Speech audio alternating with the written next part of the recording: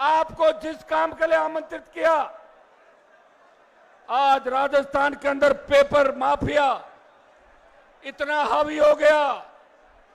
RPSC, माध्यमिक शिक्षा board, कर्मचारी चयन बोर्ड भ्रष्टाचार के अड्डे बन गए।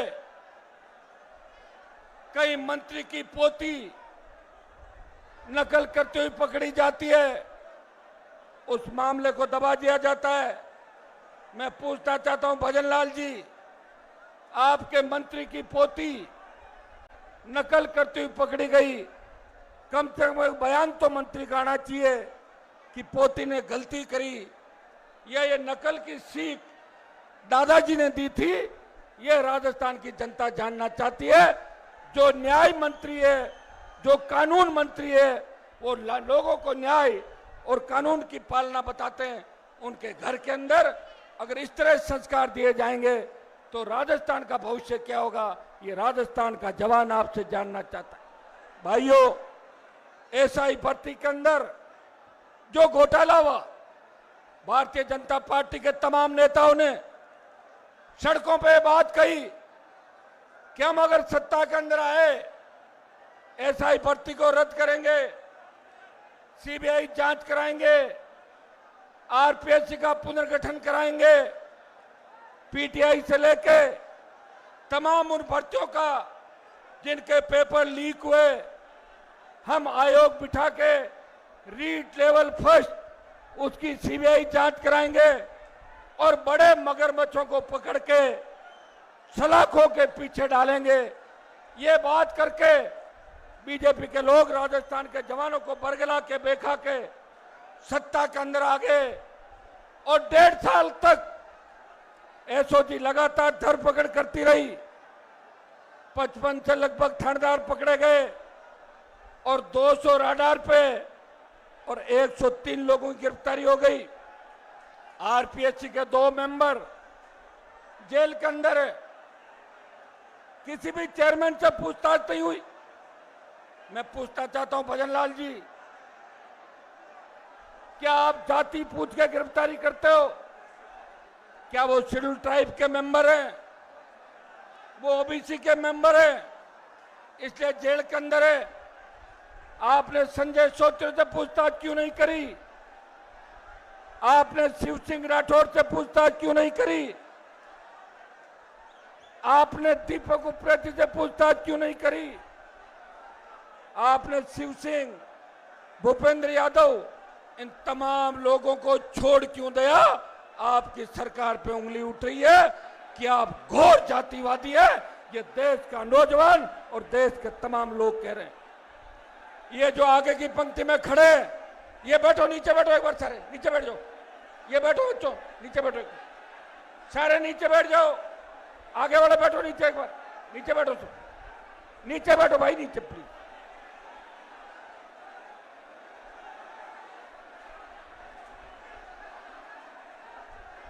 आज की जो सभा है, बैठिए नीचे। ये लड़ाई आपके लिए लड़ रहा हूं मैं, ये मेरी लड़ाई नहीं है।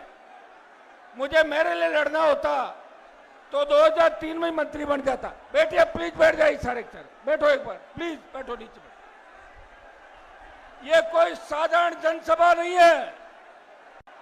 जिस तरह स्वतंत्रता आंदोलन के अंदर अंग्रेजों के खिलाफ जब भारतीयों ने हुंकार भरी थी, उसमें सबसे बड़ी क्रांति की शुरुआत हुई थी। वो 1857 की क्रांति थी। ये आक्रोश रैली इस राजस्थान के बदलाव की क्रांति है। इस क्रांति का आगाज जयपुर की धरती से लाखों नौजवान कर रहे, लाखों धरती पुत्र कर रहे। भाइयों, ये राजस्थान के युवाओं का उबलता हुआ आक्रोश है, जो गर्मी के अंदर भी नौजवान भूखा प्यासा ईंट से ईंट बजाने को तैयार है। आज जब आप सड़कों पर उतर आए, ये बेरोजगारी, भ्रष्टाचार और असंवेदनशील शासन के खिलाफ जनज्वार है, जनता का उबाल आक्रोश है। मैं उस विश्वासघात के खिलाफ, ये जो हुंकार है वो उस विश्वासघात के खिलाफ है जो आरपीएस सरकार में मिलकर इस राज्य के नौजवानों के साथ किया। भाइयों, एसआई भर्ती कोई सामान्य प्रक्रिया नहीं थी। एसआई भर्ती की आड़ के अंदर एक ऐसी साजिश जिसमें पैसे वाले और मेहनत करने वाला बेरोजगार नौजवान परीक्षा पास करने के बाद दर दर की ठोकरें खा रहा है और पैसे वालों ने बैकडोर एंट्री के माध्यम से अपने चेते लोगों को थानेदार बना दिया। आरपीएससी जैसी संवैधानिक संस्था भ्रष्टाचार का गढ़ बन चुकी। पेपर लीक, ओएमआर सीट की अदला बदली, नॉर्मलाइजेशन से मेरिट का मजाक और सबसे चिंताजनक भजनलाल सरकार की चुप्पी कि भजनलाल चुप है। चाहे जोगाराम की पोती पकड़ी जाए, चाहे दूसरा कुछ करे। भाषणों में तो कहते हैं कि कांग्रेस के नेता रात को अंधेरे में मिलते हैं, लेकिन उन बड़े मगरमच्छों को पकड़ने की हिम्मत इस भजनलाल सरकार के अंदर नहीं। मैं मुख्यमंत्री से पूछना चाहता हूं, जब एसआई थानेदारों की गिरफ्तारी हो चुकी है, जब 200 से ज्यादा रडार पे, जब एसओजी ने भर्ती दांधले की पुष्टि कर दी, जब मंत्रियों की समिति ने भर्ती रद्द करने की बात करी, तो सरकार चुप क्यों है? आरपीएससी के सभी सदस्य सेवारत योग्य और ईमानदार अधिकारी होने चाहिए। जब सच्चे सेवा में होंगे तो उन्हें भ्रष्टाचार करने पर सेवा से हटाए जाने का डर रहेगा। और आरपीएससी के सदस्यों की संख्या निर्धारित करने का अधिकार राज्यपाल के पास है। हम की जाए, ऐसे में सरकार को आरपीएससी के पुनर्गठन में क्या परेशानी है? जल्द से जल्द इसका पुनर्गठन करे। ये देश और प्रदेश का नौजवान, वर्तमान भाजपा सरकार ये नहीं करती तो आरएलपी तो सरकार बाद में जब आप बढ़ाओगे इस बार 28 के अंदर, वो तो सारी सरकार ही आपकी होगी।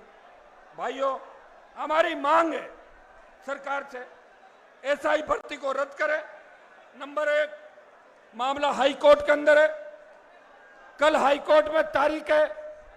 हम चाहते हैं कि सरकार हमें आश्वस्त करे कि भर्ती की सारी प्रक्रिया को रद्द करके, और कोर्ट कल निर्णय करेगा। सरकार की तरफ से यह नहीं लिखा जाए कि भर्ती रद्द नहीं कर रहे हैं, यह सरकार हमें आश्वासन दे। ये हमारी पहली मांग है। दूसरी, पूरी भर्ती घोटाले की सीबीआई जांच हो, बड़े मगरमच्छ कौन पकड़े जाए, आरपीएससी को भंग कर उसका पुनर्गठन किया जाए, सभी सेवारत ईमानदार अधिकारी हो, सदस्यों की संख्या बढ़ाई जाए, नॉर्मलाइजेशन की प्रक्रिया खत्म हो, भर्ती परीक्षाओं का वार्षिक कैलेंडर जारी हो, रिक्त पदों की सूची सार्वजनिक की जाए, वे भरने की समय सीमा तय हो। क्या मुख्यमंत्री को दिल्ली से चुप रहने का निर्देश है? यह राजस्थान की जनता जानना चाहती है कि इतनी सारी बात होने के बाद आखिर सीएम चुप क्यों है? आखिर मंत्रियों की कौन सी वो महिला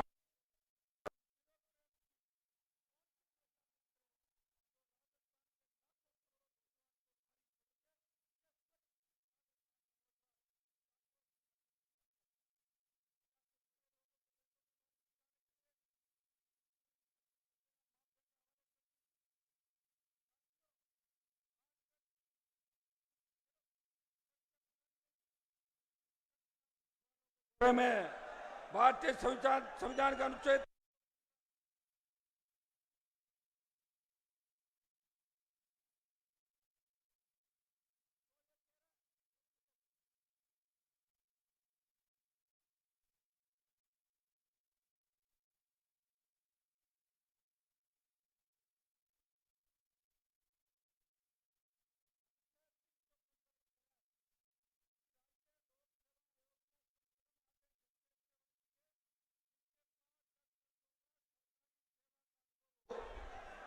लेकिन क्या ये कहीं लिखा है कि बाकी सदस्य बिना योग्यता के होंगे?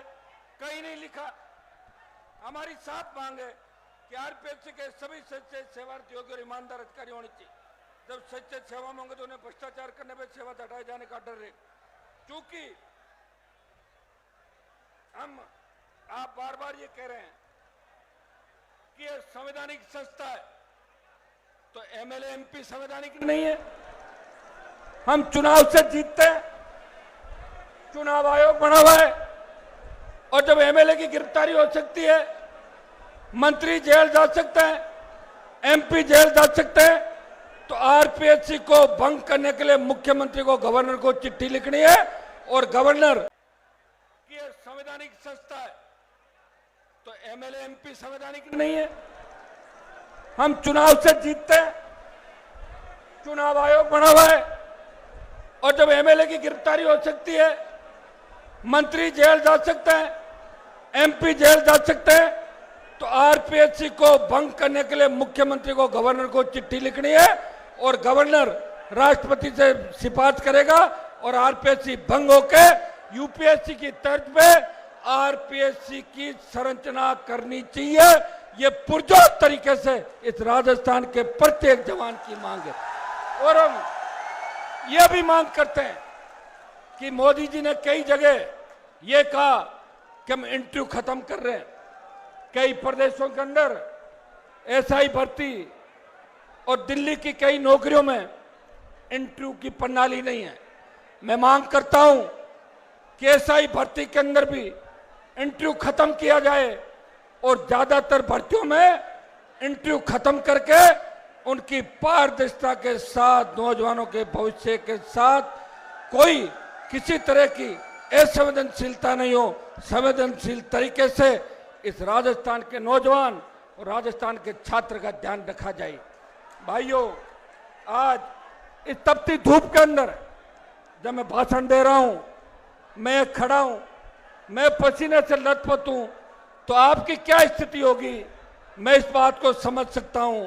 लेकिन आप चिंता नहीं करें, मैं 25 साल से मेरे छोटे भाइयों के लिए लड़ रहा हूं, चाहे नकल का मामला हो, चाहे माफिया का हो, पेपर लीक हो, रीट का हो, एसआई का हो, आरपीएससी पुनर्गठन का हो।